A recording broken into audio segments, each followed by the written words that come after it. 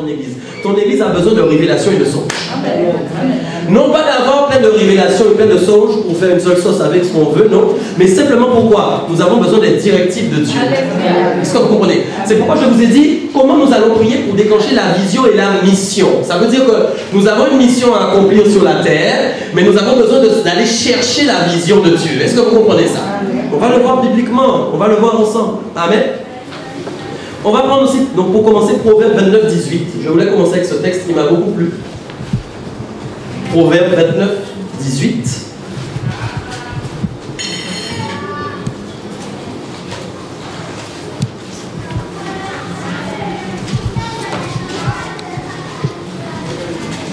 Est-ce qu'on peut le lire ensemble? Alors, quand il n'y a pas de révélation, le peuple est sans frein, heureux s'il observe la loi. Et ma version dit aussi, quand il n'y a pas de vision, d'accord? Ou bien vous voyez que le mot vision, révélation, c'est la même chose, d'accord? Le peuple est sans frein. Amen. Ce passage-là est très important. Ça veut dire que si nous n'obtenons pas de révélation, nous allons marcher sans frein.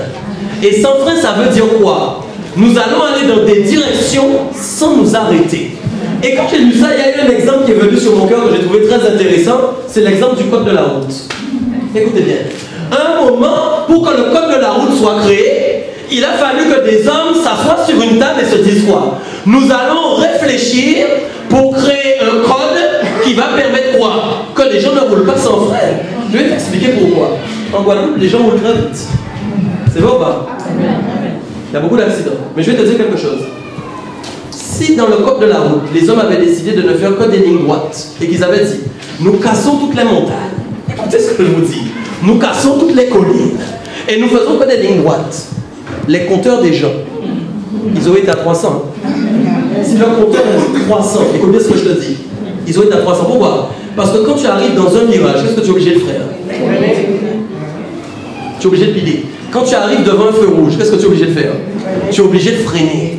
Donc ça veut dire qu'à un moment, il y a des hommes qui ont réfléchi pour mettre en place un code. Pourquoi? Parce qu'ils se sont dit, s'il n'y a pas de code, les gens vont faire ce qu'ils veulent. Donc là, il te dit que quand il n'y a pas de révélation, le peuple est sans frein. Il est en train de te dire, le peuple va comme il veut, là où il a envie, et rien ne l'arrête. Et ce n'est pas la volonté de Dieu. Ce n'est pas la volonté de Dieu. Parce que Dieu sait par avance que notre être charnel aime bien faire ce qu'il a envie de faire. Ça veut dire que ça démarre depuis dans l'église. Parce que si le pasteur même n'a pas de frein, il va conduire le troupeau dans un mur. Est-ce que vous comprenez ça? Si le peuple de Dieu même n'est pas éduqué pour lui dire à un moment, il faut que tu aies des révélations de Dieu pour savoir ce que tu dois faire dans ta vie, tu vas faire n'importe quoi. Est-ce qu'on est bien d'accord? Donc à un moment, quand ils ont dit, nous allons nous concerter pour créer le code n'est pas tombé comme ça. Est-ce que nous sommes d'accord? Ils n'ont pas dit nous allons faire un code et le code est tombé. Qu'est-ce qu'ils ont fait? Ils se sont assis, ils se sont concertés. Et j'ai fait des recherches sur l'historique du code de la route, ça m'a intéressé. J'ai vu le nombre de fois où ils ont changé des choses dans le code, depuis les années 1800. Parce que tout doit évoluer. Ça veut dire quoi? Ils travaillent à leur temps.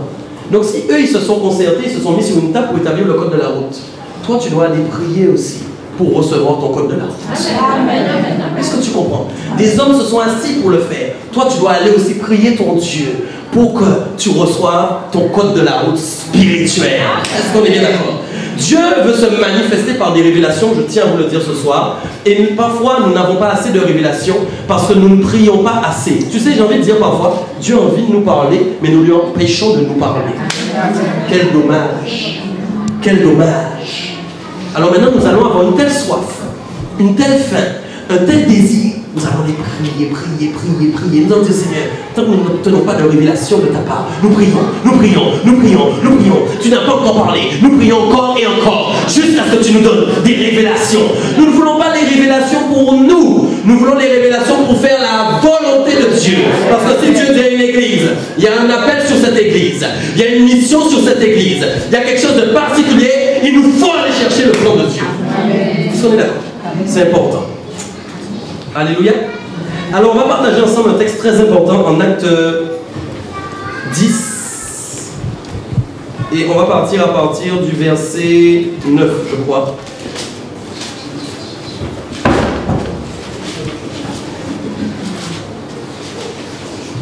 Ça va, peuple de Dieu? Amen. On va aller au verset 1, excuse-moi Isabelle. Donc je vais voir plusieurs points avec vous aujourd'hui pour déclencher les révélations de Dieu. Ok, lisons ensemble. Il y avait à Césarée un homme nommé Corneille, centenier dans la cohorte dite italienne. Cet homme était pieux et craignait Dieu avec toute sa maison. Il faisait beaucoup d'aumônes au peuple et priait Dieu. Premier point. Comment déclencher les révélations de Dieu? Être dans la prière du continuellement. Ma version dit aussi constamment. Il y a un moment, écoute-moi bien. Il y a des choses que toi tu ne vas pas recevoir parce qu'il y a quelqu'un à côté de toi qui prie continuellement alors que toi tu pries de temps en temps. Le contraire de continuellement, c'est de temps à autre. Mais pendant ce temps, il y a quelqu'un qui est en train de prier continuellement. Et puis c'est bizarre, mais chaque fois que tu le vois, il y a une révélation pour toi. Je dis, mais attends, Seigneur, tu fais du favoritisme. Pourquoi lui reçoit autant de visions? Mais à un moment, il va te dire, je suis comme Corneille, je prie continuellement. Et c'est ce qu'il faut comprendre. Si nous voulons beaucoup de choses, nous devons faire beaucoup aussi. Est-ce qu'on est d'accord? Si tu fais peu, tu recevras peu. C'est biblique. Alléluia. C'est normal. Parce que nous avons un Dieu juste qui récompense à hauteur de ce que nous avons fait. Alléluia. Alors la prière que j'ai pour vous ce soir, c'est comme maintenant nous devenions une église qui prie dans le continuellement de Dieu. Le constamment de Dieu. Ça veut dire en gros que dès que tu as un moment, un instant pour prier, tu vas prier. Est-ce qu'on est d'accord? Tu n'attends plus les occasions. Tu sais quoi? Tu penses tout le temps à la prière. Tu penses prière. Tu te lèves prière. Tu te couches prière. Tu manges prière. Tu es en loisir prière. Tu es sur la montagne prière. Tu es en voiture prière. Tu es tout le temps en prière. Alors tu sais, quand tu es dans le constamment et le continuellement de Dieu de cette manière, tu fais un petit peu comme la veuve qui dérangeait le juge. Vous connaissez cette histoire de la veuve qui n'arrêtait pas sans cesse d'harceler le juge. Vous vous rappelez de ça? Alors quand tu es dans le... Mais elle, qu'est-ce qu'elle s'est dit? Elle s'est dit, à force d'y aller, elle-même elle s'est mise dans le dérangement continuel. Elle n'était pas dans la prière continuelle, elle était dans le dérangement continuel. Amen. Mais son dérangement continuel a porté du fruit. Puisqu'elle a eu quelque chose. Est-ce que vous êtes d'accord? Donc à un moment, toi aussi, quand tu vas continuellement déranger Dieu, il y a Dieu là, il va te dire, qu'est-ce qu'il a celui-là? Qu'est-ce qu'il veut? J'entends plein de voix, mais dans les voix que j'entends, il y en a une que j'entends plus que d'autres. Qu'est-ce qu'elle veut, cette voix-là? Est-ce que vous imaginez le nombre de voix que tu entends? Sur la terre, des milliards de gens qui sont en train de prier. Mais ta voix doit être entendue dans toutes les voix. Il y a une voix qui se détache plus des autres.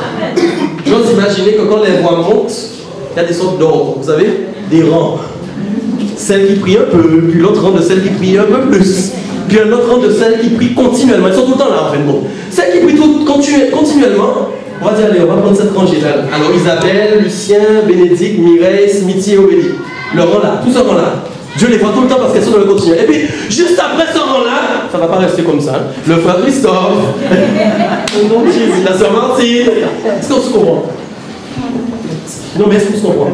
J'image quelque chose, mais qui quelque part n'est pas très loin de la réalité. Qui n'est pas très loin de la réalité. Alors qu'est-ce qu'on se dit? On se dit, écoute, moi maintenant, c'est mon temps de changer de rang. C'est mon temps de changer de classe maintenant. Je vais dépasser les autres. Alléluia. Je cours maintenant. Je vais dépasser les autres. Parce que je veux obtenir des choses particulières. C'est pourquoi ne désespérez jamais. C'est mon frère Smithy. Ne désespérez jamais. Que quand vous attendez de Dieu quelque chose, tant que vous frappez, que vous n'avez pas obtenu, frappez. Si Dieu le permet ainsi, il a ses raisons. Il nous montre par là qu'il est toujours Dieu, omnipotent, omniscient, qu'il fait comme il veut et que nous n'avons rien le droit de dire. Mais nous attendons qu'il agisse. Soyez dans le continuellement, dans le constamment. Alléluia. Et il y a quelque chose qui est ressorti aussi sur mon cœur quand j'ai lu cette notion de continuellement, de constamment. C'est aussi les gens qui sont dans la prière continuelle. Je trouve que ce sont des personnes qui ont une disposition de cœur, qui veulent faire la volonté de Dieu. Amen. Pourquoi? Si tu n'as pas vraiment envie de faire la volonté de Dieu, vous savez, c'est pas parce qu'on est chrétien qu'on veut faire la volonté de Dieu. Ne nous fourvoyons pas, n'est-ce pas? Sans compter quand nous faisons les volontés sélectives. Celles qui nous plaisent par là, celles qui nous plaisent moins par là, et celles qui nous plaisent pas du tout par là. Il n'y a pas ça avec Dieu. Donc celui qui est dans le continuel, moi ça m'a parlé, hein. Pendant que je préparais le message, je me dis Seigneur, mais c'est vrai. Si on n'est pas dans le continuel, c'est qu'on n'a pas soif de ta volonté. Pourquoi? Si tu as juste envie d'obtenir un petit peu de la volonté de Dieu, tu vas adapter ta prière avec ton un petit peu de la volonté. On ne s'en rend même pas compte, mais c'est inconscient, mais c'est la vérité. Mais je me dis que Corneille, ce Corneille-là, il avait envie d'entendre la voix de Dieu tout le temps. Il avait quelque part envie de savoir tout le temps qu'est-ce que Dieu voulait lui dire. Donc qu'est-ce qu'il s'est dit? Si j'ai envie de te voir tout le temps, il faut que je t'appelle tout le temps. Je ne m'appelle pas tout le temps quand même. Je rigole. Non mais est-ce qu'on se comprend? Si j'ai envie d'entendre le pasteur tout le temps, il faut que je prenne mon téléphone et que je l'appelle tout le temps. Donc avec Dieu c'est pareil.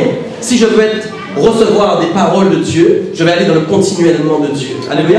Et Matthieu 26, 39, on a lu d'ailleurs hier avec Bruno, le frère Bruno, pardon. Matthieu 26, 39 nous dit, puis ayant fait quelques pas en avant, il se jeta sur sa face et pria ainsi. Donc on voit à un moment que Jésus s'est jeté sur sa face. On avait vu ça hier soir justement dans le message du frère Bruno. Et qu'est-ce qu'il a fait? Il s'est mis à prier. Amen. Et la Bible dit, qu'est-ce qu'il dit? Mon Père, s'il est possible que cette coupe s'éloigne de moi, toutefois, non pas ce que je veux, mais ce que tu veux. Donc Jésus a vu la souffrance par laquelle il allait passer. Est-ce que nous sommes d'accord? Et qu'est-ce qu'il a fait? Il s'est mis en prière. Parce que Jésus même est un homme de prière. Amen. Et comme c'était un homme de prière, il était malade. Il était pas bien. Il s'est dit, je ne peux faire qu'une chose que j'ai l'habitude de faire. C'est parler à mon Père, parler à mon Dieu. Amen. Donc il s'est mis en prière. Et qu'est-ce qu'il a dit à ce moment-là? Il a dit, non pas ce que je veux, mais ce que tu veux. Donc ça veut dire que la prière de Jésus était toujours dans une recherche continuelle de la volonté de Dieu. Il ne priait jamais pour autre chose. Et nous-mêmes, quand nous prions, ça doit être notre motivation. Obtenir la volonté de Dieu. Amen. Revenons sur Acte 10. Donc verset 1 où on était.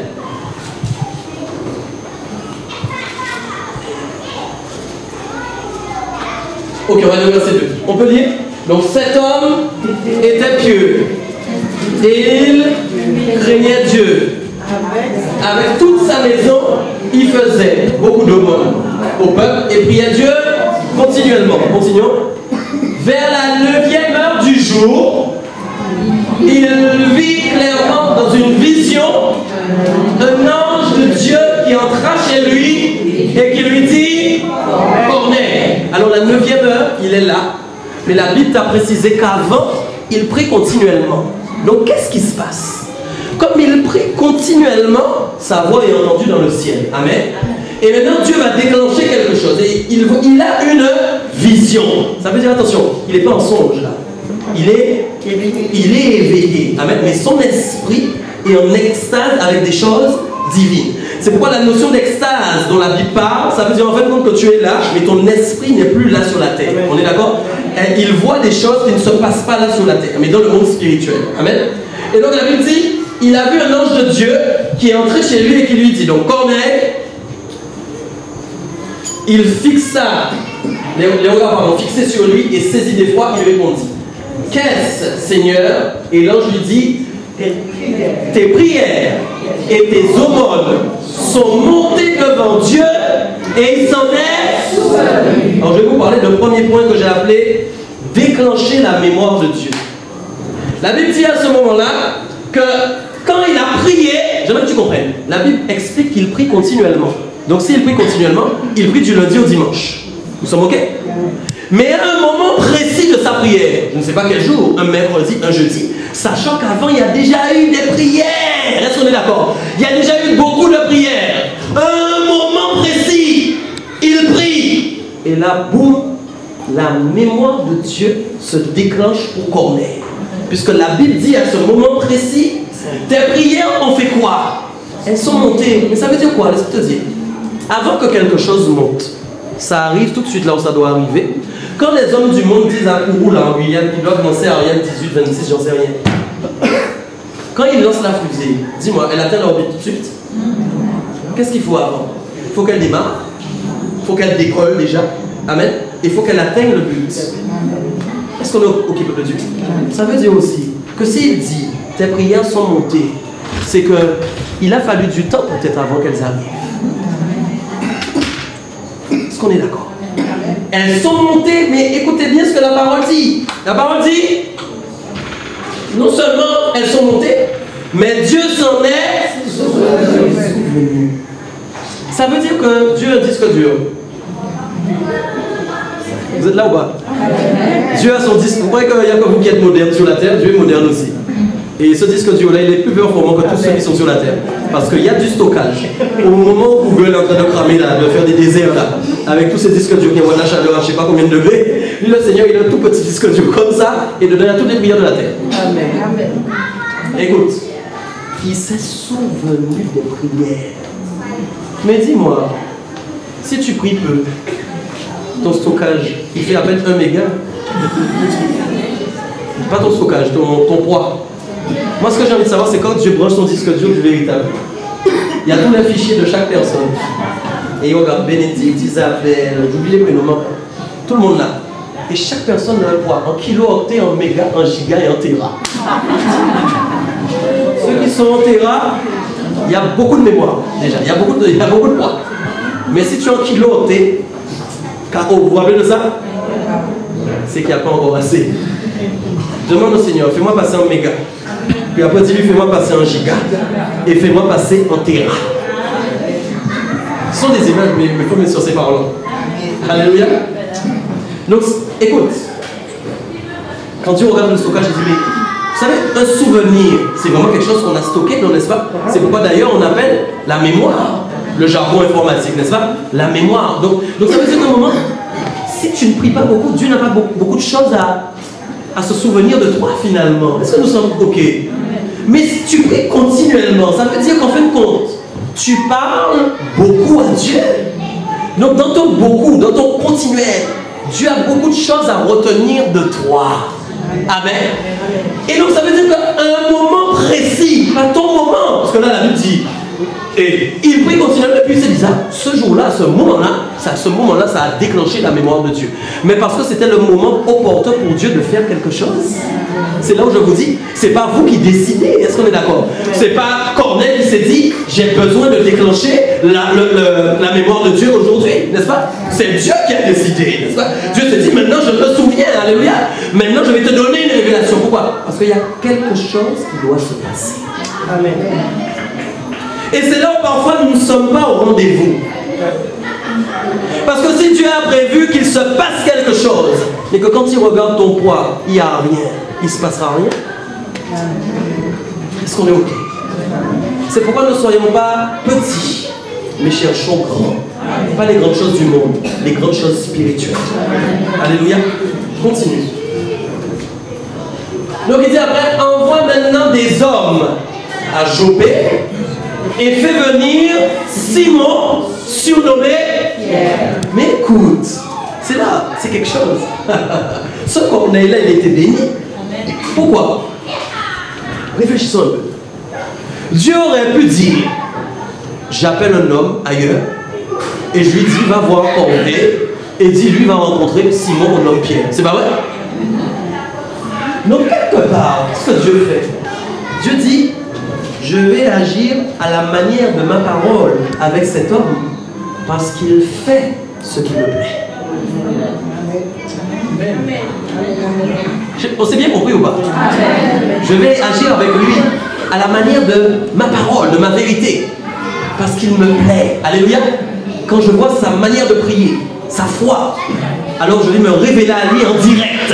Amen. Parce qu'il y a quelque chose qui doit se passer sur la terre. Et donc il dit à ce moment-là, donc on voit maintenant des hommes à Jopé, il fait venir Simon surnommé Pierre. Alléluia. Il est logé chez un certain Simon pourvoyeur, dont la maison est près de la mer. Dès que l'ange qui lui avait parlé fut parti, Corneille appela 2 de ses serviteurs et un soldat pieux d'entre ceux qui étaient attachés à sa personne. Et après leur avoir tout raconté, il les envoya à Joppé. Alors on a bien quelque chose, déjà on s'arrête là. Regardez la précision de Dieu. Si Corneille n'obtient pas la révélation, il ne peut pas faire la mission. Parce qu'en fin de compte, là, il a une mission. Là. Sa mission, il faut que des hommes qui soient chez lui partent maintenant vers un autre homme que lui-même ne connaît pas. Mais s'il n'obtient pas la révélation de Dieu, est-ce qu'il va pouvoir le faire? Et ce que je veux que tu comprennes, c'est que s'il n'y a pas ce Corneille-là à ce moment-là, Dieu va chercher un autre Corneille. C'est pourquoi toi-même dis-toi, je veux être le Smithy et je ne veux pas qu'il y ait un autre Smithy qui soit pris à ma place.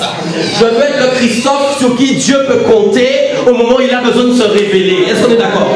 Je veux être la Vania sur qui Dieu peut compter au moment où j'ai besoin, que tu as besoin de donner une révélation. D'accord? Parce que Dieu regarde à l'église, il regarde à nous et il regarde à qui je vais pouvoir me révéler. On est OK?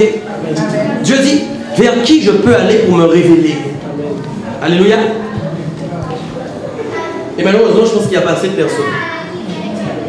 Continue.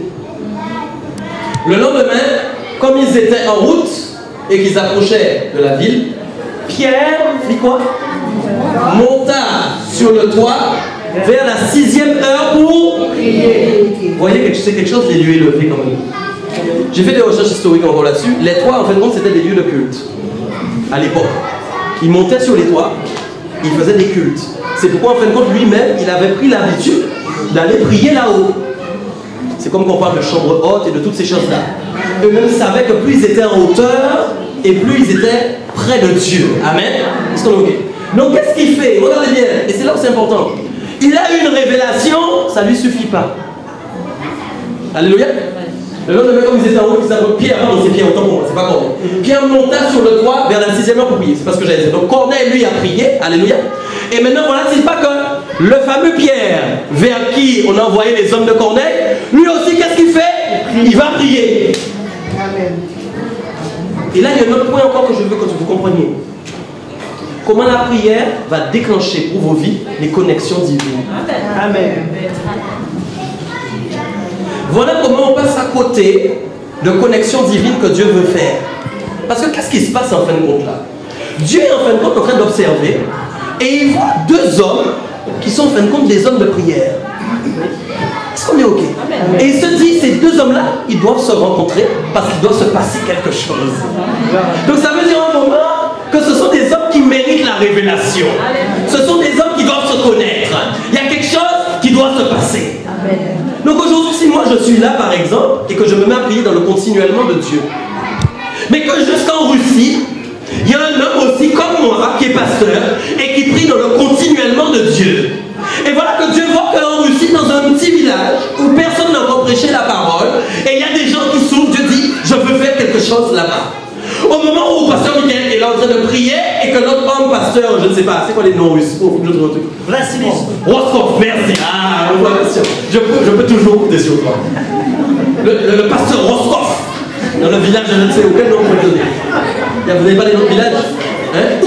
Le village de quoi? D'Arnold Schwarzenegger. C'est bien russe, même pas. C'est pas russe? Non. Non, c'est un autrichien, donc moi. Écoutez, au moment où pasteur Rostov est en train de prier, pasteur Michael est en train de prier, pasteur Michael reçoit une vision, une révélation. Il se voit en Russie, il voit un nom qui apparaît devant lui marqué pasteur Rostov, entre en contact avec lui. Je ne sais pas pourquoi, mais Dieu se révèle à moi. Alléluia. Amen. Je cherche pasteur Rostov sur internet et je le trouve. Alléluia. Et lui, pasteur Rostov, au moment où il est en train de prier, il entend un pasteur va t'appeler dans quelques jours. Et au moment où j'appelle pasteur Rostov, il sait que ça vient bien de Dieu. Lui-même est déjà convaincu parce qu'il sait. Je vous avais raconté comment, quelques semaines avant mon arrivée ici, l'apôtre Richard a reçu de m'établir alors qu'il ne me connaissait pas, on s'est parlé au téléphone seulement. L'Esprit lui a dit là où il était. Est-ce que vous comprenez? C'est ça qu'on appelle les connexions divines par l'intermédiaire de la révélation de Dieu. Mais pour ça, il faut qu'il y ait des gens qui prient. Amen. Mais si pasteur Michael ne prie pas, au même niveau que pasteur Roscoff en Russie. C'est pas lui qui va recevoir la révélation. C'est pasteur Jean-Michel qui est à côté et qui est en train lui de prier de la même manière que pasteur Roscoff. Est-ce que vous comprenez ce que je veux dire? Donc voilà pourquoi c'est important. Parce que vous êtes appelés à faire des connexions divines dans vos vies. Est-ce qu'on se comprend ce soir? Vous êtes amenés demain à avoir des connexions divines, c'est-à-dire des gens que Dieu veut que vous rencontriez pour une mission, pour quelque chose que vous devez faire avec eux. Alléluia. Et même à la petite échelle, on parle déjà de l'église. C'est important ce que je dis ce soir. Rien qu'à l'échelle de l'église. Si vous n'avez pas de révélation, vous n'allez pas savoir comment Dieu veut vous utiliser. Vous n'allez pas savoir avec qui Dieu veut vous utiliser non plus. Écoutez, si demain je me dis que je veux que des gens travaillent ensemble dans l'église, alléluia. Je me dis, je vais faire une équipe de 3 personnes pour faire des réunions. Je ne peux pas le faire comme ça parce que les gens m'ont l'air bien. Alléluia. Il faut qu'à un moment, j'ai une révélation de Dieu qui me confirme qu'ils doivent bien travailler ensemble. Et il faut à un moment que ces mêmes personnes aussi reçoivent la révélation de Dieu qui dit, Dieu m'a montré que je dois travailler avec toi. Et que la sœur va dire, ah moi aussi Dieu m'a montré. Alléluia. C'est un peu comme vous deux là, la sœur Aurélie et la sœur Bénédicte, mon épouse. Dieu a révélé qu'elles devaient travailler ensemble. Alléluia.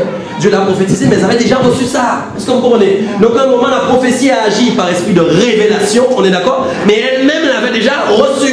Mais parce qu'à un moment, elles étaient en prière. Est-ce qu'on est OK? Vous comprenez ça? C'est vraiment important ce qu'on dit. Alléluia. Donc lui, il monte pour prier. On continue. Disons, il eut faim et il voulut manger. Pendant qu'on lui préparait à manger, qu'est-ce qui s'est passé? Il tomba en extase. Alléluia.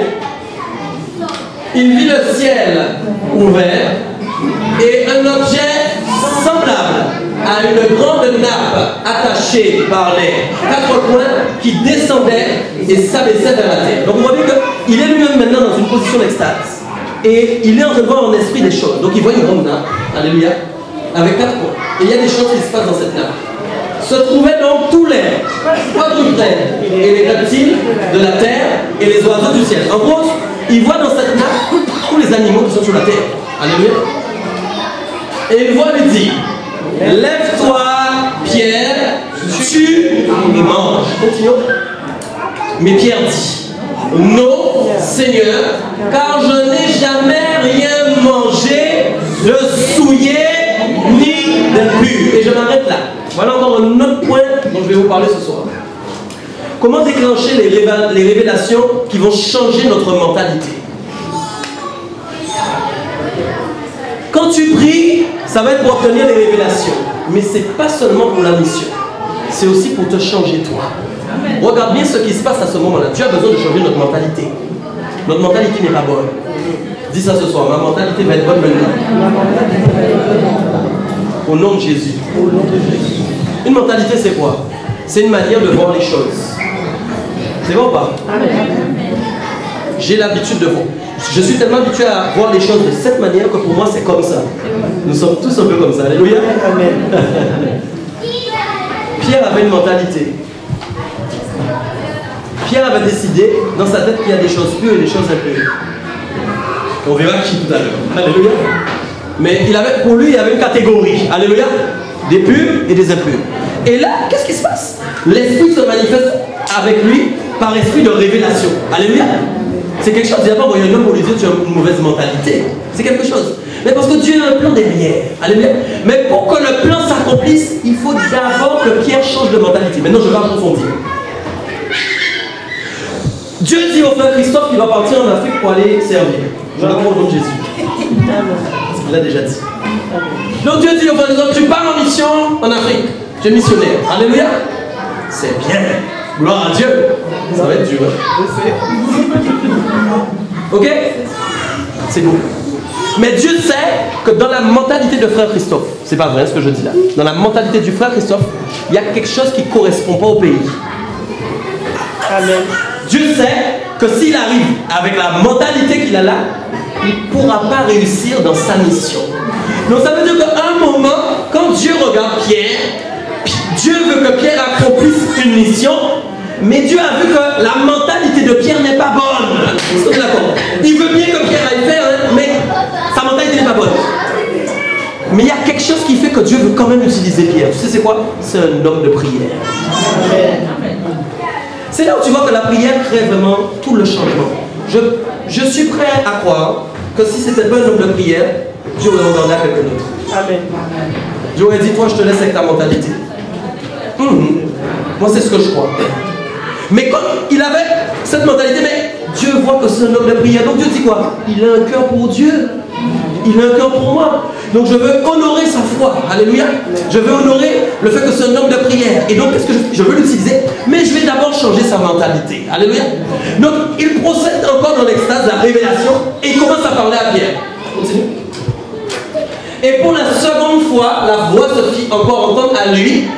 Ce que Dieu a déclaré pur, ne le regarde pas comme souillé. En gros, il est en train de dire, mais arrête de penser comme tu penses. Amen. Arrête de croire comme tu veux croire. Peuple de Dieu, nous sommes beaucoup comme ça. Amen. Vous devriez dire des grands amen pour ça. Amen. Nous sommes comme ça, peuple de Dieu. Dieu a besoin de frapper plusieurs fois. Dieu veut faire quelque chose dans ta vie, mais tu veux faire tout le temps à ta manière. Le pasteur te dit fais comme ça, mais tu as déjà fait autrement. Est-ce qu'on est d'accord? Ça ne peut pas fonctionner. Le serviteur te dit fais comme ça, mais toi tu veux faire comme toi tu as envie. Ça ne peut pas fonctionner. Est-ce qu'on est OK? Donc il est obligé de dire une deuxième fois, je parle encore à son oreille, ce que Dieu a déclaré pur, ne le regarde pas comme souillé. Cela arriva jusqu'à 3 fois. Et aussitôt après l'objet fut retiré du ciel. Alors vous voyez, il est dans le continuellement de la prière. Moi je trouve que c'est un nom de prière continuelle. Mais il est quand même aussi un petit peu, apparemment, Dieu du coco sec. Parce que Dieu a dit s'il va prendre à 3 fois. C'est pour vous dire comment nos caractères sont bizarres. Autant il est un homme de prière, mais autant aussi, il a du mal à entendre. Amen. Pour certaines choses, amen. Donc Dieu est obligé de... Oui, c'est une pierre, tu as raison, c'est bien pierre, une roche. Alléluia. Donc Dieu est obligé d'insister 3 fois. Alléluia. Et l'objet a été retiré. On continue. Tandis que Pierre ne savait en lui-même que penser du sens de la vision qu'il avait. Donc vous voyez, on parlait tout à l'heure d'état d'extase. Maintenant, la Bible parle en termes du mot vision. Il explique bien que la vision, la révélation, n'est-ce pas, dans cet état d'extase marchent ensemble. Ok? Donc nous savons lui-même que penser du sens de la vision qu'il avait eu. Parce qu'en fait, quand il était dans l'état d'extase, il a vu quelque chose. Ok? Il a vu. Les hommes envoyés par Cornès étant informés de la maison de Simon se présentèrent à la porte. Donc vous faites bien la connexion. Rostov est là-bas, pasteur Michael est là. La connexion va se faire maintenant. Ils vont se rencontrer. Ils doivent se rencontrer. Ils doivent se passer quelque chose. Donc les hommes que Corneille avait envoyés arrivent. Amen. Et demandèrent donc à haute voix si c'était là que logeait Simon, surnommé Pierre. Et comme Pierre était à réfléchir sur sa vision, parce que quand il a vu ça, voilà, ça c'est intéressant aussi. Là, il a besoin d'aller prier dans. Parce qu'il ne comprend pas la vision. Et j'ai remarqué souvent que nous chrétiens, je vais vous donner 2 choses importantes. Nous recevons des visions, nous recevons des songes. Mais souvent, nous restons nous-mêmes à réfléchir sur les choses. Comme lui, c'est vrai. Mais qu'est-ce que ça veut dire ça? Mais qu'est-ce que c'est? Mais je trouve que ça ressemble quand même à ça. Ça doit être ça. Mais finalement, ça doit être ça. Alors j'ai 2 nouvelles pour toi.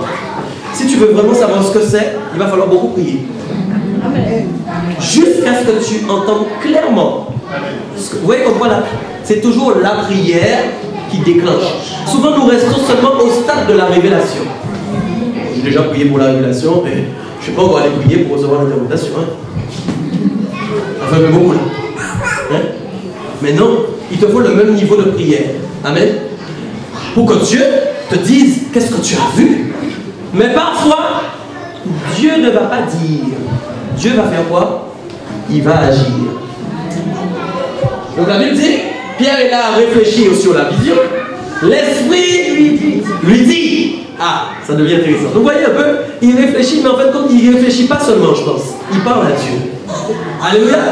Parce que tu peux réfléchir sans parler à Dieu. Mais si tu commences à réfléchir en parlant à Dieu, c'est pas la même chose. Je t'explique comment. Tu as vu un gros bateau qui descendait du ciel et des pièces d'or sont tombées sur ta tête.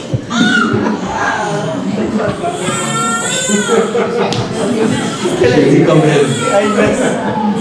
Amen. Alléluia. Écoutez, et tu as vu cette image. Alléluia. Qu'est-ce qui se passe? Ça t'a touché. Et puis tu es là à réfléchir. Ouais, ce bateau-là, ça représente forcément la bénédiction de Dieu. Et l'or qui tombe, il y aura quelque chose sur mon compte. Il y aura quelque chose. Je ne suis pas en train de parler à Dieu. Non, mais est-ce qu'on est OK? Je ne suis pas en train de parler à Dieu. Je suis en train moi-même de raisonner, de réfléchir sur ce que j'ai vu. Mais si par contre je commence à dire, Éternel, la vision que j'ai vue, je ne la comprends pas. J'ai vu un bateau, j'ai vu de l'or. Papa, qu'est-ce que ça peut être? Je réfléchis, mais en même temps, je parle là-dessus. Seigneur, veux-tu bien me révéler cette vision? Amen. Je suis dans un esprit de prière. Qu'est-ce qui se passe à ce moment-là? L'esprit donc va me dire. Alléluia. Et donc l'esprit dit, voici 3 hommes te... Écoutez, regardez la puissance de la révélation. Vous êtes là? Pourquoi l'esprit va lui dire, il y a 3 hommes qui t'attendent dehors? Puisqu'il va bien les entendre frapper, non? Vous n'êtes pas d'accord avec moi? Ils vont frapper. Bon, pourquoi il faut que l'esprit dise? Mais quand l'esprit procède dans la révélation, il faut qu'il confirme que c'est bien de Dieu. Est-ce qu'on est OK? C'est pourquoi je vous ai dit, ne cherchez pas des signes. Nous ne sommes plus dans le temps des signes. Nous sommes dans le temps de la révélation. Dis ça. Tu es dans l'époque de la révélation. Les signes, c'était pour l'époque. La révélation, c'est pour aujourd'hui. Est-ce que vous comprenez? N'allez pas attendre que oui, il y a un nuage rouge qui veut dire ça, et quand il est devenu rouge, tu peux aller voyager. C'est là souvent que les chrétiens se trompent, entre l'Ancien et le Nouveau Testament. C'est plus un temps de signe, c'est un temps de révélation. Pourquoi? Parce que tu as reçu un esprit qui te révèle les choses de Dieu. Amen. Donc l'Éternel même n'a plus besoin de faire le signe lui-même, puisqu'il a déjà son partenaire, le Saint-Esprit, qui te révèle déjà qui il est et ce qu'il veut faire. Amen. Amen. Donc, l'Esprit lui dit, voici 3 hommes te demandent. Lève-toi, descends et pars avec eux sans hésiter, car c'est moi qui les ai envoyés. C'est important. L'Esprit est précis. Et quand il se révèle à ce moment-là, il lui dit quoi? Va avec eux sans hésiter. Parce qu'il savait par avance que s'il ne reçoit pas cette révélation, il va hésiter pour partir avec eux, puisque ce sont des inconnus à ses yeux. Si demain vous êtes chez vous et que 3 personnes frappent pas Dieu, parce que ce sera peut-être des témoins de Jéhovah, vous allez dire je ferme ma porte, mais s'ils ont droit, alléluia, ils vont frapper. Vous allez dire mais attends, c'est qui ces 3 gars là en chemise là? N'est-ce pas? Mais comme l'Esprit lui a dit, va avec eux sans hésiter, la crainte qu'il peut avoir à ce moment-là est enlevée. Amen. Continue, c'est moi qui les ai envoyés. Pierre donc descendit et il dit à ces hommes, voici, je suis celui que vous cherchez. Quel est le motif? Il est descendu lui-même à leur rencontre. Même pas besoin de taper fort. Il était déjà là. C'est quelque chose d'esprit. Vous devez vivre des choses comme ça. Moi je prie qu'on ait des témoignages de ce genre. Je vous assure que si on augmente notre niveau de prière, la fameuse prière dans le continuellement de Dieu, vous allez vivre des révélations comme ça. Vous comprenez? Nous devons chrétiens. C'est le Nouveau Testament ça. L'esprit est déjà donné. N'allez pas me dire c'était pour eux. C'est le même esprit. C'est la même puissance. C'est la même manifestation. C'est le même Dieu. Est-ce que nous sommes d'accord avec Dieu? Nous avons par contre peu de révélations parce que nous ne prions pas assez. Voilà ce qu'il faut se dire. Ok, quel est le motif qui vous amène? Ils répondirent, Corneille, centenier, homme juste et craignant Dieu, et de qui toute la nation des Juifs prend un bon témoignage, a été divinement averti par un saint ange de te faire venir dans sa maison et d'entendre tes paroles. Donc là, on voit bien qu'il y avait une mission à accomplir. On est OK? Dieu veut créer cette fameuse connexion divine entre ces 2 hommes. Alléluia. Donc on voit bien aussi qu'il y a une notion de directive de Dieu qui est reçue. Continue. Pierre, donc, les fit entrer et les logea. Le lendemain, il se leva et partit avec eux. Quelques-uns des frères de Joppé l'accompagnèrent. Ils arrivaient à Césarée le jour suivant. Corneille les attendait et avait invité ses parents et ses amis intimes. Vous voyez un petit peu? Il y a quelque chose aussi qui est important.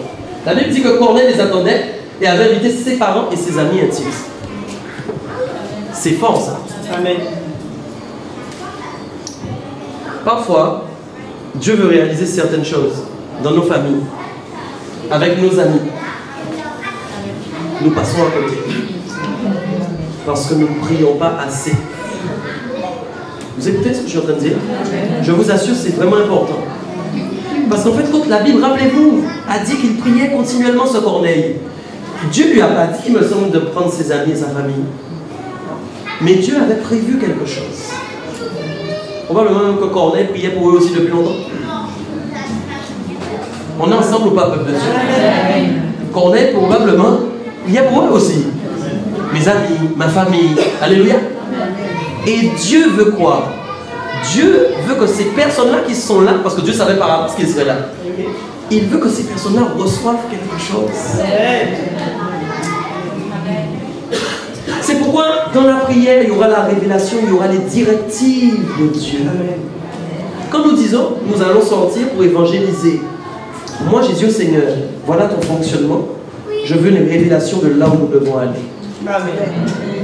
Je veux voir en vision le lieu où je dois aller.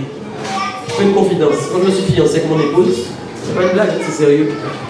Dieu m'a montré des semaines avant le lieu où j'allais faire ma demande. Un lieu que je ne connaissais pas. Je l'ai vu en vision. J'ai trouvé le lieu. Vous entendez? Le jour où je suis arrivé, qui était dans une autre ville, qui n'était pas une ville que je connaissais, la ville de Biarritz, j'étais jamais allé. J'ai gardé la vision dans mon cœur. Et quand je suis arrivé, je marchais toute la journée, mais comme je ne voulais pas qu'elle sache, j'essayais de voir un coup. Et puis je regardais le l'heure passer. Je dis, Seigneur, je ne comprends pas la vision que j'ai eue. Elle demande une révision à part ma vision. Parce que je vois l'heure qui tourne et j'ai toujours pas vu le lieu que tu m'as montré. Et puis quand la journée allait se terminer, je me suis dit, oh là là, c'est sûr, je me suis planté.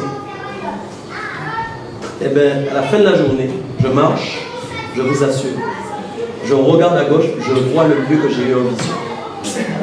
Croyez toujours aux visions que Dieu vous montre. Mais quand je vous dis je le vois, c'est pas je vois quelque chose qui lui ressemble. Je vois exactement ce que l'Esprit m'a montré. Est-ce qu'on est OK?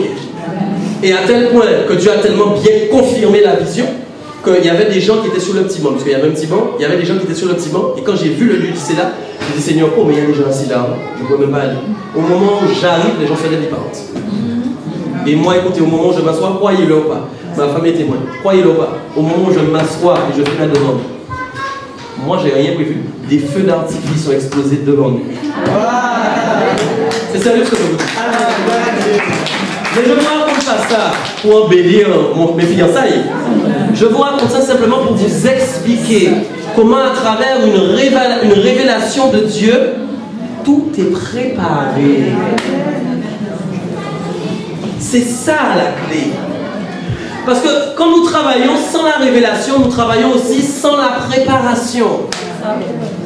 On se comprend, peuple de Dieu? Amen. Mais quand tu reçois la révélation de Dieu, tu vas faire donc comme Dieu veut, et donc forcément, tout sera prêt comme Dieu l'a voulu. Est-ce qu'on est d'accord? Parce que moi, je ne savais pas qu'il y avait des feux d'artifice, mais Dieu, lui, il le savait. On est OK? Dieu s'est contenté de me montrer simplement un lieu et de me dire va dans ce lieu. Mais je ne sais pas ce qu'il y a après. Donc lui, quand il part, il se contente simplement d'aller là où Dieu lui a dit d'aller, mais il ne sait pas encore ce qui va se passer.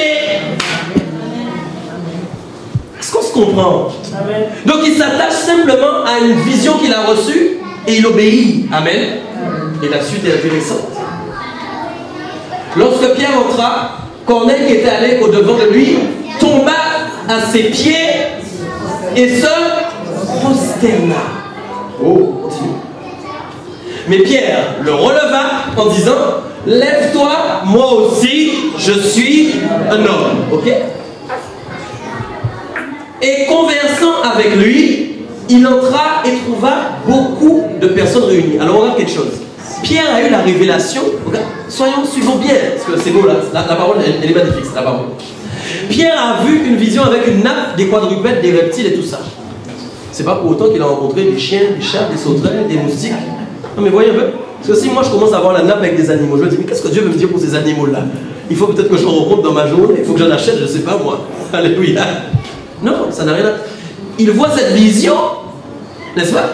Qui n'a rien à voir avec ce qu'on est en train de dire là. Amen. Et il reçoit une conviction de la part de l'Esprit qu'il doit aller rejoindre cet homme. Alléluia. Donc maintenant il est là et il trouve des gens qui sont réunis.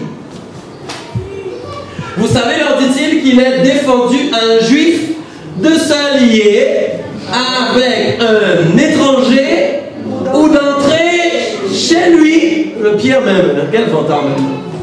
Mais Dieu m'a appris, vous allez voir pourquoi je dis quel vantard, mais Dieu m'a appris à ne regarder aucun homme comme souillé et impur. Il vient d'apprendre ça.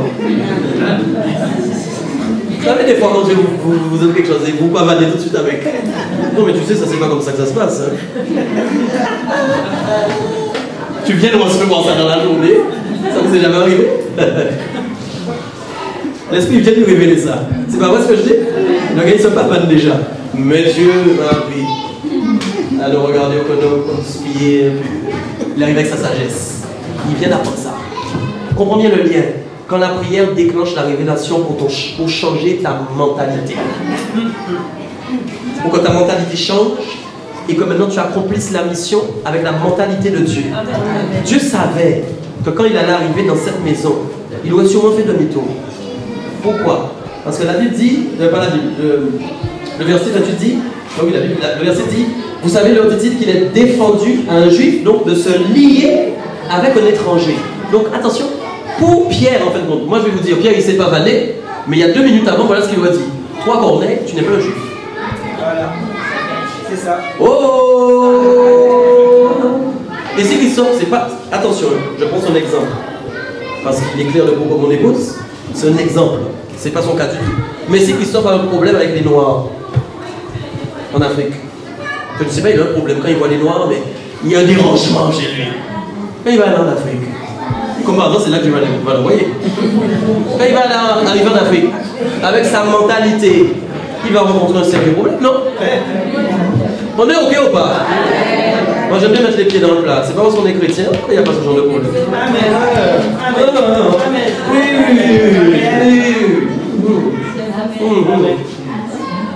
Il n'y a plus ni juif, ni grec, ni martiniquais, ni guadeloupéen, ni africain, ni français, ni métro. Tu es un vrai Guada d'ailleurs, toi maintenant. Même si tu n'es pas Guada, tu es chrétien. Tu es enfant de Dieu, mais tu es quand même devenu un vrai Guada. Non mais on est. Ça va, peuple de Dieu.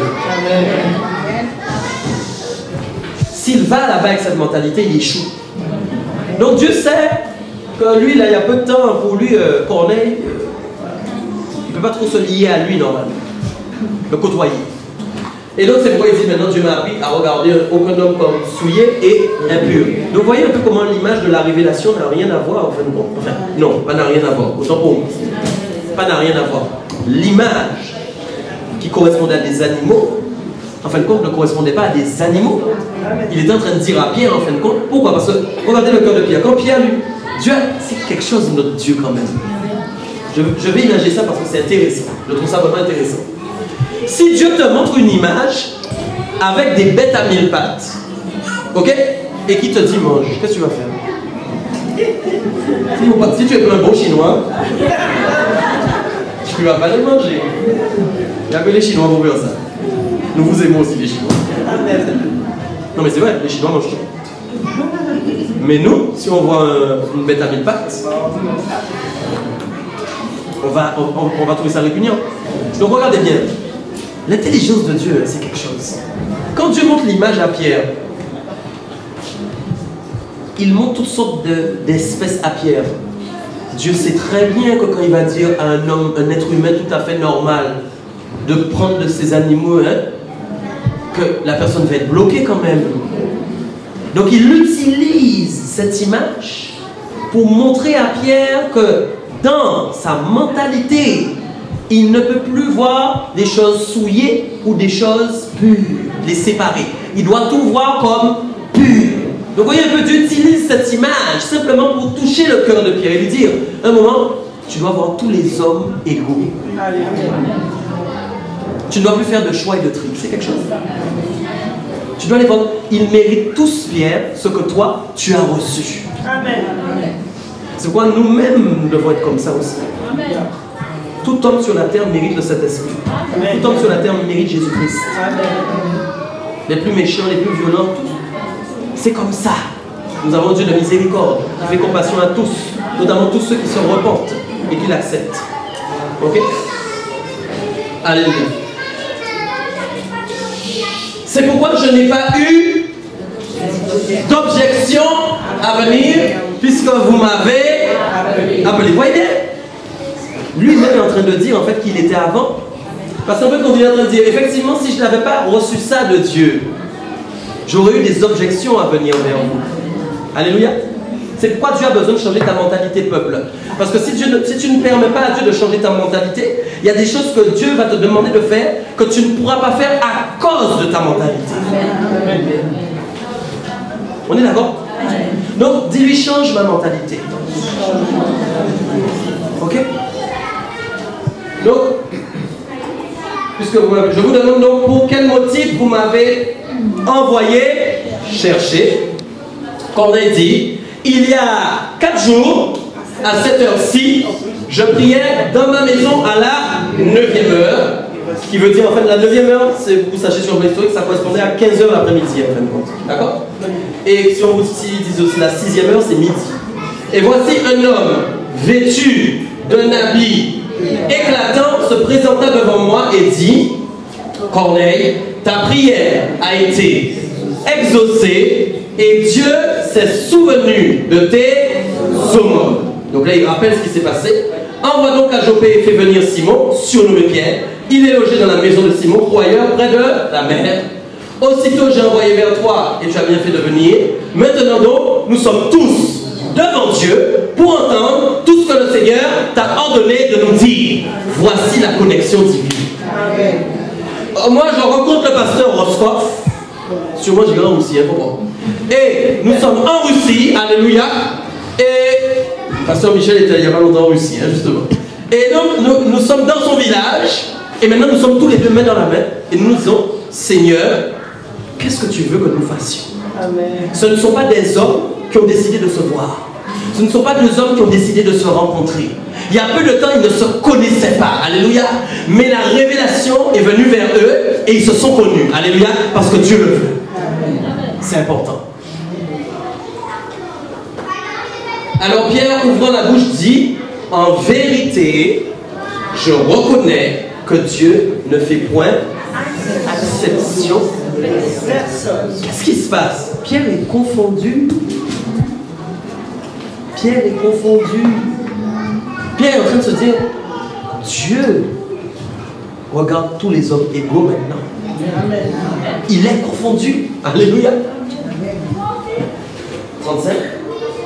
Mais quand toute nation, celui qui le craint, ah, ça devient intéressant, et qui pratique la justice, lui est agréable. Les hommes qui craignent Dieu vont aller prier. Les hommes qui craignent Dieu sont des hommes de prière. Les femmes qui craignent Dieu sont des femmes de prière. Alléluia. Donc il est en train de dire, en fin de compte, je reconnais que mon Dieu choisit les gens selon leur statut de prière. Alléluia. Selon leur niveau de crainte de Dieu. Alléluia. Selon leur niveau aussi, quand ils regardent, je veux être agréable à Dieu. Alléluia. Voilà ce qu'il regarde. Amen. C'est à ça qu'il regarde. Il ne regarde plus à ta race. Il ne regarde plus à si tu es originaire de tel pays. Amen. Il ne regarde pas à ces choses-là. Vas-y.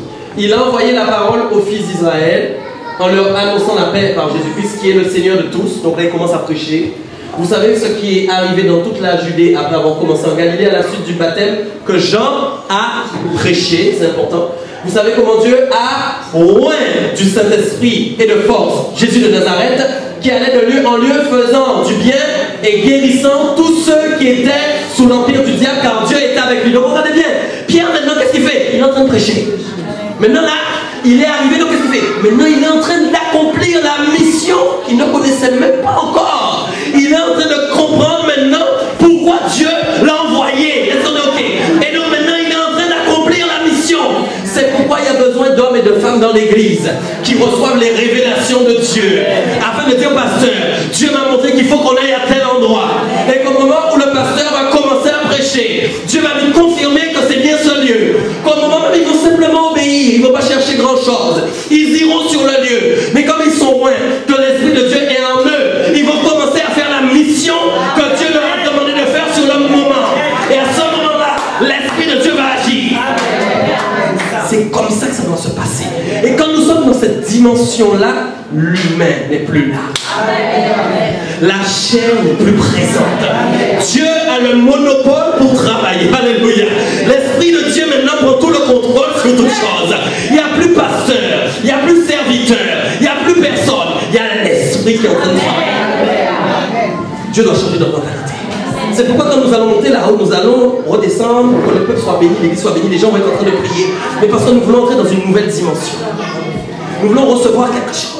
Que déjà il y a des révélations. Alléluia. Des révélations de Dieu. Amen. C'est important.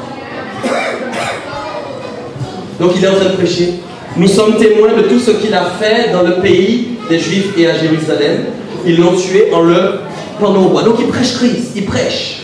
Dieu l'a ressuscité le 3e jour et il a permis qu'il apparût, non à tout le peuple, mais aux témoins choisis d'avance par Dieu et à nous qui avons mangé et bu avec lui, après qu'il fut ressuscité des morts. Et Jésus nous a ordonné de prêcher au peuple et d'attester que c'est lui qui a été établi par Dieu, juge des vivants et des morts. Amen.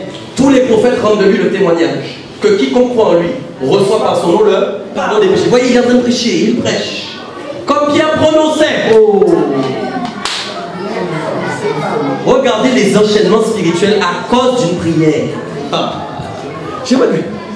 Mes frères et mes sœurs, à cause de... Je ne sais pas si vous... À cause d'une prière. Parce qu'à un moment précis, il y a un homme qui a prié. Dieu s'est souvenu de lui. Je ne sais pas si vous vous rendez compte quand même. Les événements qui vont suivre. À ce moment-là, lui-même est en train de prêcher. Au moment où il prononce les mots, le Saint-Esprit descend sur tous ceux qui écoutaient la parole. La parole. Qui écoutaient Pierre. Ce que sa parole, et je vais te montrer quelque chose tout à l'heure d'intéressant, sa parole, qui est en train de compte la parole de Dieu, qui est en train de proclamer. Au même moment, l'Esprit descend.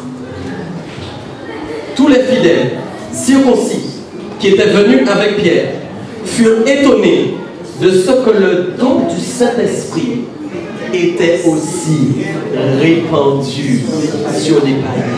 Tu acclames Dieu, Seigneur.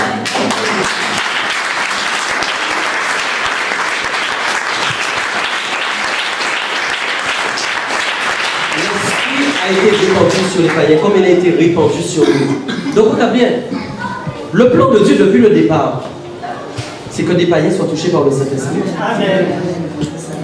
Voilà la mission. Mais regarde bien. Finalement, Pierre est en train de se rendre compte de la mission en direct. Pierre est en train de voir la mission s'accomplir sous ses yeux. Mais ce qui a porté Pierre à la réussite de la mission, c'est la vision. Il a eu la révélation et il a obéi à ce que Dieu lui disait faire. Corneille aussi, alléluia. Donc mission accomplie. Vous voyez, dit prier pour déclencher la vision et la mission. Est-ce qu'on se comprend? Il y a une petite chose que je veux voir avec vous. Oh Seigneur, j'espère que je l'ai noté. Oui. Daniel 9, 23. Daniel était un homme de prière, n'est-ce pas? Un homme qui priait beaucoup. Daniel 9, 23. Vous avez vu qu'on a dit au moment où la parole, alléluia, sortie, l'Esprit est venu. Quelque chose qui m'intéressait dans ce texte. Reviens au 22, reviens un peu avant. Encore, on monte à 21. Ok, voilà. On peut lire ensemble? Donc, Daniel, comme à son habitude, parce que tu vois, sachez une chose, Daniel aussi est dans le continuellement. La Bible dit qu'il priait aussi 3 fois par jour, mais je sais qu'il priait plus que ça. C'est-à-dire qu'il avait ces 3 moments dans sa journée bien calés, mais en dehors de ça, il parlait à Dieu tout le temps. C'est un homme de prière. Donc je parlais encore dans ma prière, voilà. Vous voyez, je parlais dans ma prière. Quand l'homme Gabriel, on peut appeler aussi l'ange Gabriel, que j'avais vu précédemment dans une vision, s'approcha de moi, d'un vol rapide au moment de l'offrande du soir. Il m'instruisit et s'entretint avec moi.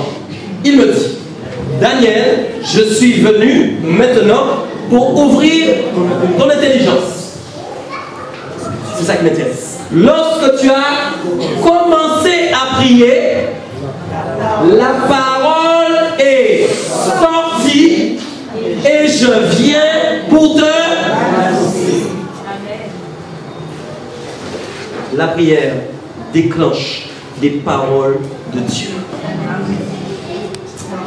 La Bible dit qu'au moment où il a commencé à prier, la parole est sortie. Puis je suis resté à prier, à réfléchir sur ça cet après-midi-là. Pendant que je me suis dit, Seigneur, la parole est sortie. Qu'est-ce que ça veut dire? C'était lui quand il priait, sa parole est sortie.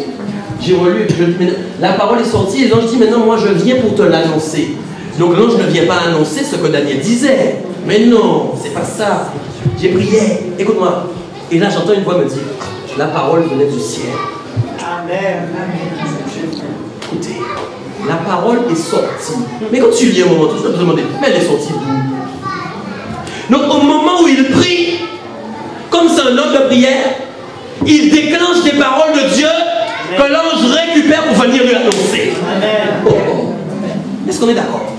Donc regardez encore l'impact de la prière. Alléluia. Dieu veut se révéler à nous. Amen. Mais il faut prier, peuple de Dieu. Dieu veut t'annoncer des paroles. Mais il faut prier, peuple de Dieu. On va monter le niveau de prière. Amen. Alléluia. Amen. J'espère que ça vous fait du bien. Amen. On va voir un dernier point.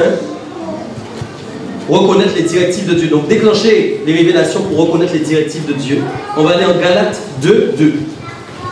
Je finirai sur ça.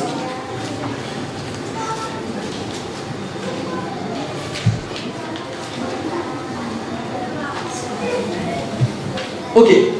Et ce, pour que les gens comprennent, peut-être on va prendre le 1. Ouais, on va prendre le verset. Okay. 14 ans après, c'est Paul qui parle. Hein. Je montais de nouveau à Jérusalem avec Barnabas, ayant aussi pris Tite avec moi. Et ce fut d'après une que j'y montais. Je m'arrête encore sur ça. Souvent, nous voulons avoir des directives de Dieu, connaître la volonté de Dieu, savoir où nous devons aller, n'est-ce pas? Savoir ce que nous devons faire. Paul est un homme de prière. Parlait tout le temps à Dieu, quoi. Tout le temps dans la présence de Dieu. Donc la Bible nous dit que quand il est monté, c'est pas par lui-même qu'il est monté. Il est monté par révélation. Ça veut dire au moment qu'il a eu une vision, qu'il a eu une révélation de Dieu qui lui a dit, tu dois aller là-bas. Alléluia. Et il dit après, je leur exposais l'évangile que je prêche parmi les païens. Je l'exposais en particulier à ceux qui sont les plus considérés afin de ne pas courir ou avoir couru en vain. Donc regardez quelque chose. Cet homme-là connaît sa mission.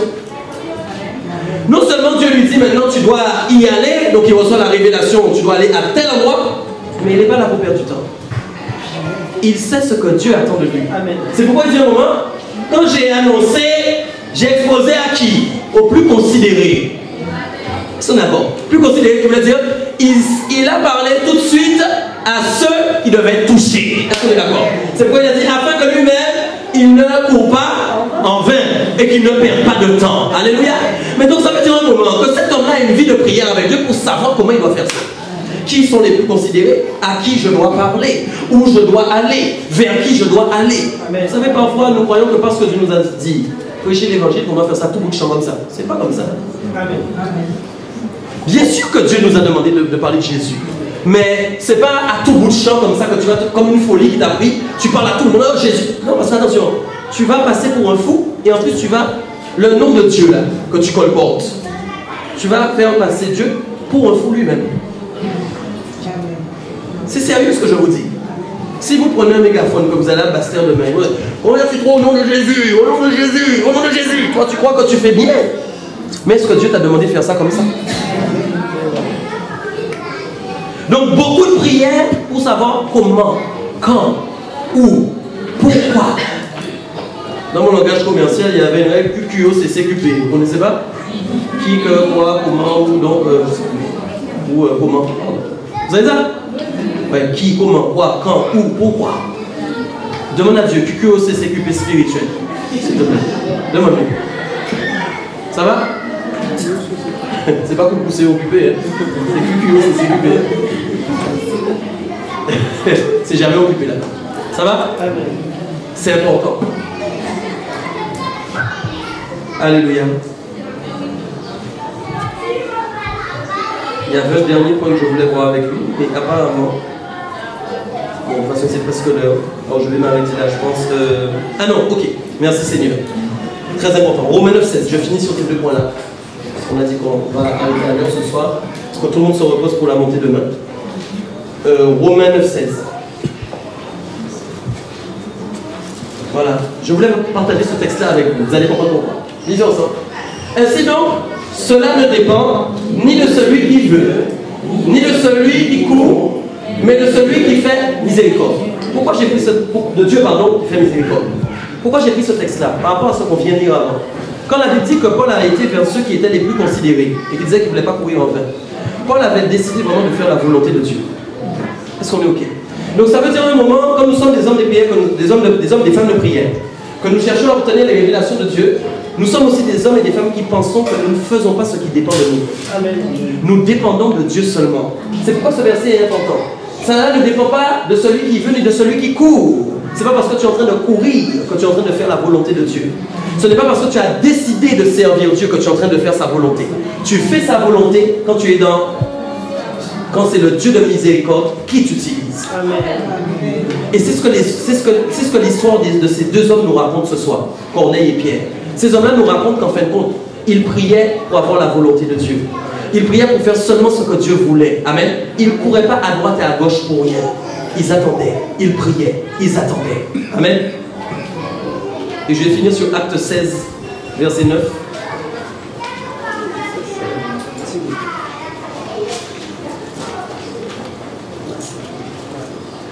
Là aussi, c'est important et c'est intéressant.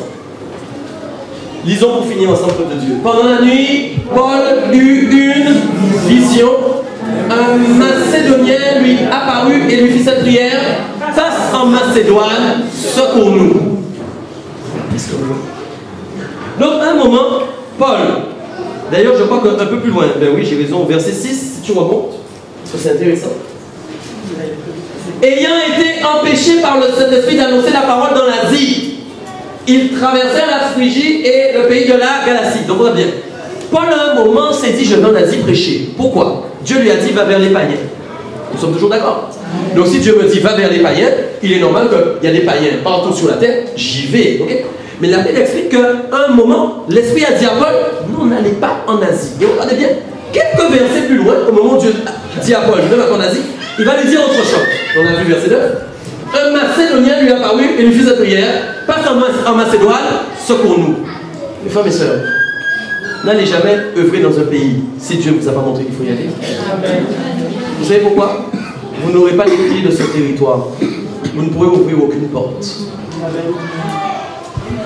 Donc au moment où Paul voit un Macédonien qui dit viens à notre secours, Dieu est en train de lui dire, je t'offre les clés de la Macédoine. Amen. Je ne t'ai pas laissé aller en Asie, mais parce que j'ai besoin de t'envoyer là. Et que là, tu vas prêcher, il va se passer des choses. Amen. Continue d'ailleurs, c'est intéressant. Après cette vision de Paul, nous cherchons aussitôt à nous rendre en Macédoine, concluant que le Seigneur nous appelait à y annoncer la bonne nouvelle. Hey, le gars, voilà. Ça, vous comprenez? Dieu dit tout de suite quelque chose. Ça aussi, c'est un problème. Parfois, nous recevons des révélations, nous les laissons mijoter. Là, je fais un grand allô. Parce que je sais que ce que je dis est très important. Je t'explique quelque chose. Pas que je revienne à moi, mais c'est des exemples qui me viennent. Si au moment où Dieu me dit quitte Toulouse et viens en Guadeloupe, je ne viens pas. Ou je laisse mijoter des mois et que je commence à méditer dessus moi-même, mais pas avec l'esprit, avec mon intelligence. Vous savez, Seigneur, tu as vu ma situation professionnelle? Seigneur, tu as vu ma maison? Est-ce qu'on est OK? Je retarde ce que Dieu veut faire, mais si je retarde trop, je passe à côté aussi. Dieu va appeler quelqu'un d'autre. Dieu ne compte pas sur Pasteur Michael pour accomplir sa volonté. Et j'ai une nouvelle pour vous. Il ne compte pas sur vous pour accomplir quoi que ce soit. Dieu nous utilise par grâce. Alléluia. Et ce qu'il attend de nous, c'est une obéissance parfaite à ce qu'il nous demande de faire.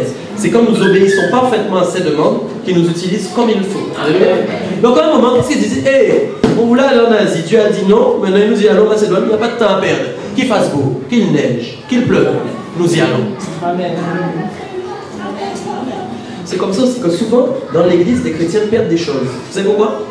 Ils viennent dans une église, ils s'assoient, ils entendent, ils ne savent pas pourquoi, hein. Mais dans leur cœur, le Seigneur leur dit, reste là. Hein? Le Seigneur leur dit, reste là. À partir d'aujourd'hui, tu restes là. Mais c'est bizarre, quand ils rentrent chez eux, ils sont en train de tergiverser. Ouais, mais bon, tu sais, ce pasteur-là quand même. Hein. Ouais, mais bon, tu sais, cette église-là quand même. Hein.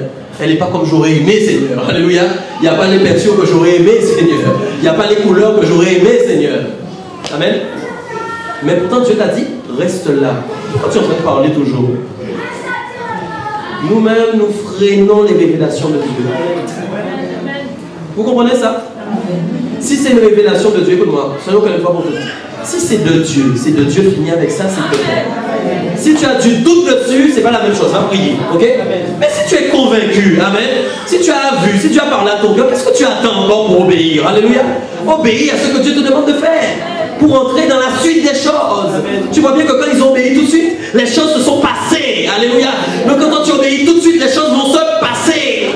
C'est comme nous, quand Dieu a montré la montagne, vous avez trouvé que j'ai tardé? Le mardi, Dieu a dit monter. La semaine d'après, j'ai dit on monte dimanche. C'est comme ça que ça doit se passer. Parce que Dieu a dit monte. Alors qu'est-ce qu'on va attendre encore? Attendre quoi? J'attends encore que Dieu me donne un signe. Quand le cratère explose, tu montes. Ok? Alléluia. Continue, juste parce que c'est important. Vous avez vu, il a une vision. Il y a un homme qui pleure. Alors, il voit un homme qui pleure et qui dit viens nous aider. On pourrait se dire mais il va rencontrer un Macédonien. Oh! Merci beaucoup si tu rigoles.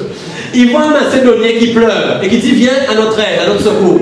Dans ma tête, moi je me dis bon, regardez comment les gens se trompent, je vous assure. Ça me fait rire. Toi tu réfléchis avec ton intelligence, mais tu n'as pas été réfléchi par l'esprit. Tu as vu l'image, tu te dis je dois rencontrer un Macédonien. Donc dès que tu arrives en Macédoine, tu cherches un Macédonien. Tu cherches, il y a un Macédonien qui pleure dans un coin. Le Macédonien là, il n'y en a pas un là. Mais tu n'as pas encore compris que Dieu t'a donné une image pour te montrer la situation d'un endroit, d'un lieu, et que tu dois aller là pour faire quelque chose. C'est tout ce que Dieu t'a dit en fait. Amen. Mes frères et sœurs, Dieu parle en image. Regardez la suite. Étant parti de Troas, nous fîmes voile directement vers la Samothrace, et le lendemain nous débarquâmes à Néapolis. De là nous allâmes à Philippe, qui est la première ville d'un district de Macédoine et une colonie. Donc ils sont arrivés. Nous passâmes quelques jours. Tu vas dépasser. Nous passâmes quelques jours dans cette ville. Le jour du sabbat, nous nous rendîmes hors de la porte vers une rivière où nous pensions que se trouvait un lieu de prière. Donc tu vois, il y a quelque chose que j'aime avec toi. Ils sont là. Ils sont en train de chercher un Macédonien. Qu'est-ce qu'ils font? Dieu a dit aller en Macédoine. Les gars, ils arrivent en Macédoine et puis ils marchent. Et puis ils se disent, comme aujourd'hui, habituellement, les Juifs sont en sabbat, on va chercher un lieu de sabbat, comme ça il y aura un lieu de prière, on y va. Et puis comme Dieu nous a demandé de prêcher, on va voir si on peut prêcher là-bas. Est-ce qu'on est OK? Il n'y a rien d'autre comme révélation. Et regardez. Oui, 14, ouais. L'une d'elles, nommée Lydie, marchande de groupe de la ville de Thyatire, était une femme craignant Dieu et elle écoutait. On n'avait pas vu le 13 encore? Non. Ah, autant pour moi, excuse-moi Isabelle. Le jour du sabbat, nous nous rendîmes hors de la porte vers une rivière où nous pensions que se trouvait un lieu de prière. Ah oui, nous nous assîmes et nous parlâmes aux femmes. Il a montré un Macédonien. Il rencontre en premier lieu des femmes. Voyez un peu? C'est pas ce qu'on voit, c'est ce qu'il y a derrière. L'une d'elles, nommée Lydie, marchande de groupe de la ville de Thyatire, était une femme craignant Dieu, elle l'écoutait. Le Seigneur lui ouvrit le cœur pour qu'elle fût attentive à ce que disait Paul. Continue. Lorsqu'elle eut été baptisée avec sa famille, elle nous fit cette demande: si vous me jugez fidèle au Seigneur, entrez dans ma maison, demeurez-y. Et elle nous pressa par ses instances. La première mission que Dieu voulait que Paul accomplisse en arrivant là-bas, c'était d'aller dans cette maison en fin de compte. Il y avait une église qui devait se fonder là. C'était un lieu de prière qui est devenu en fait une maison de prière, qui est devenue une petite église de femmes en fin de compte. Gloire à Dieu. Vous ne dites pas gloire à Dieu, mais c'est vrai. Alléluia. Toujours à cause de la prière et d'une révélation. Amen. Alors je vais m'arrêter là, peuple de Dieu. J'espère que tu as été béni par ce message. Amen. Que tu as saisi vraiment tout ce que Dieu voulait te donner ce soir. Dis un grand gloire à Dieu, dis un grand amen si tu es